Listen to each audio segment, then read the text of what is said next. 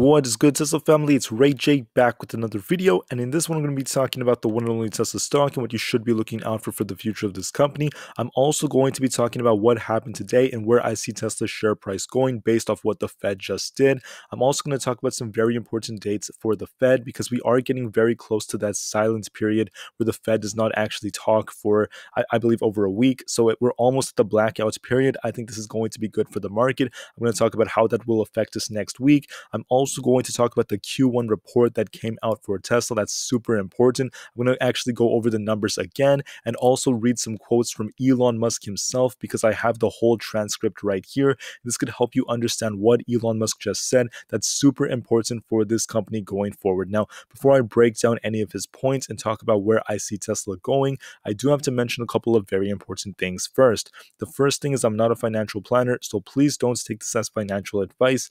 And also, if you guys can, please smash the like button if you want to see more videos like this. Not only benefits me, benefits the entire Tesla community as a whole.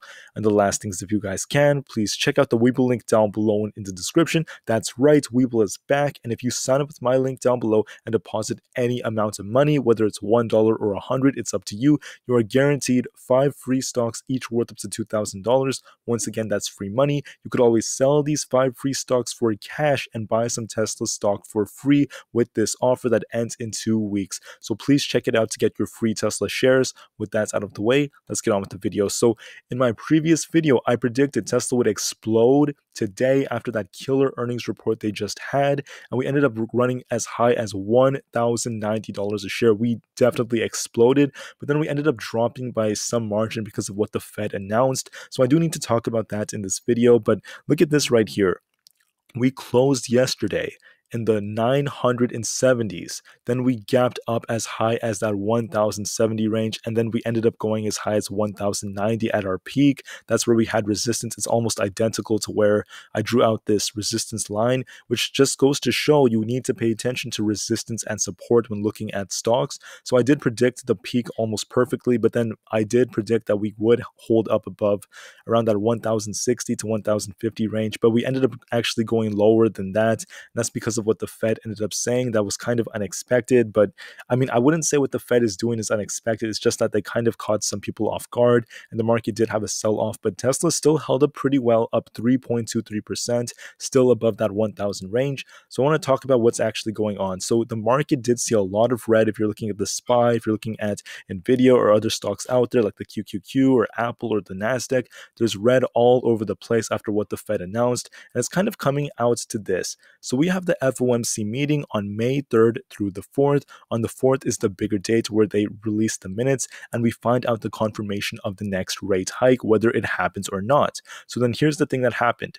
Jerome Powell, the chairman of the Fed, he came out and actually showed that, yeah, he stated that the economy is not in the worst of states, but he also made the claim, and he kind of flip-flopped, in my opinion, that he wants to be a little bit more aggressive. He is supporting the view, and he does think that inflation is a big issue. So him kind of saying these things kind of reminded a lot of investors of how this affects the economy and how this is going to affect our the stocks going forward. Because if there is a recession that's caused by this, stocks often take a hit before it starts. That's just common in economics. So as a result of that, there was some fear that kind of came out, and the market did take a bit of a hit because of this, because he looks a lot more poised to that 50 basis point rate hike. Now, this is not the end of the world. Don't be too scared just yet, because look at this right here.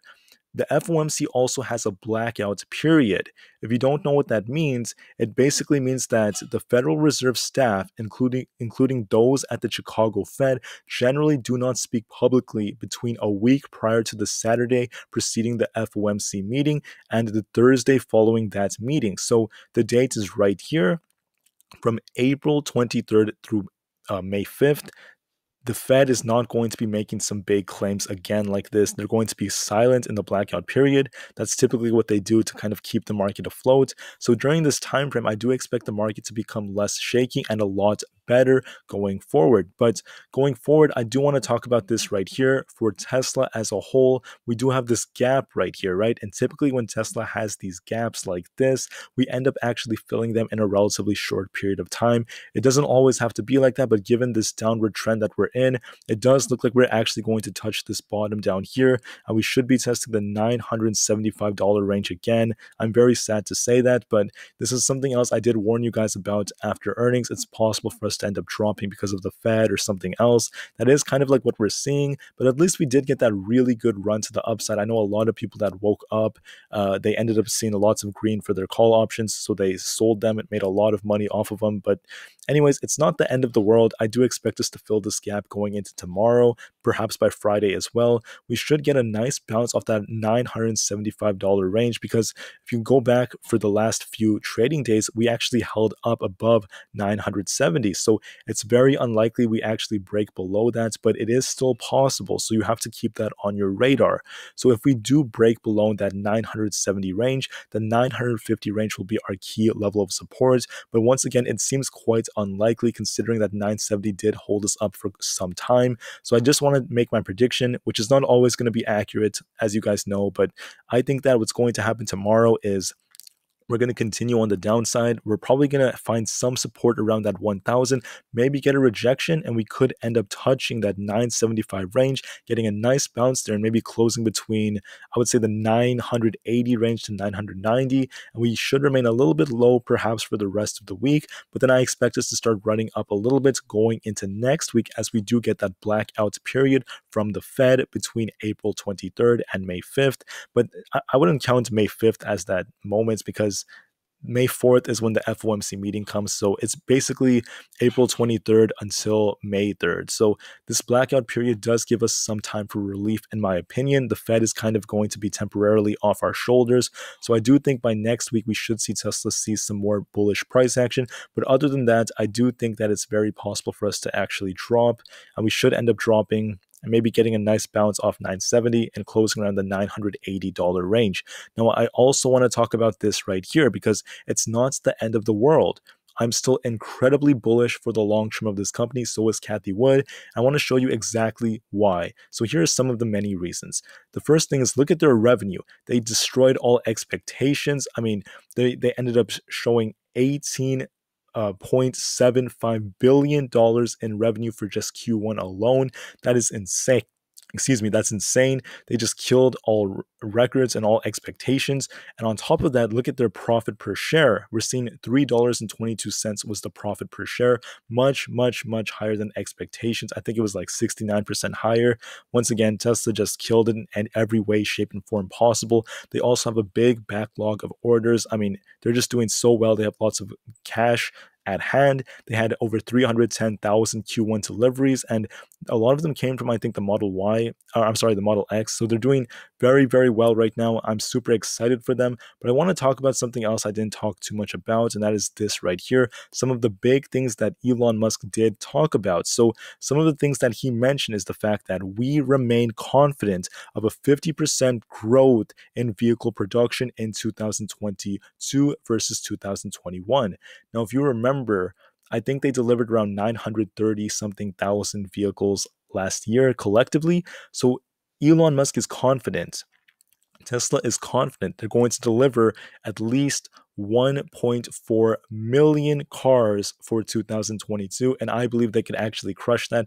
I'm expecting at least 1.5 million. I actually made previous videos about that, so that is very, very good news for us. They keep on growing, and he also mentioned how much bigger the growth is going to be for the future. Now, he did talk about the fact that the Giga Texas is doing very well, and he is very, very dedicated to the robo-taxi as well for highly optimized autonomy and very, very good automatic steering with it. So what's good about that is they are, as of right now, on track to aspire for production to start in 2024. And that just essentially means that they're going to improve their autonomous technology. That's going to be a massive market as well. Cathie Wood and ARK estimated the market to be worth 11 to 12 trillion in the future. So that is huge, huge, huge news for Tesla. And then going back, I think he mentioned this right here, that they are on track to reach volume production of the Cybertruck by next year. Once again, just crushing all expectations. And then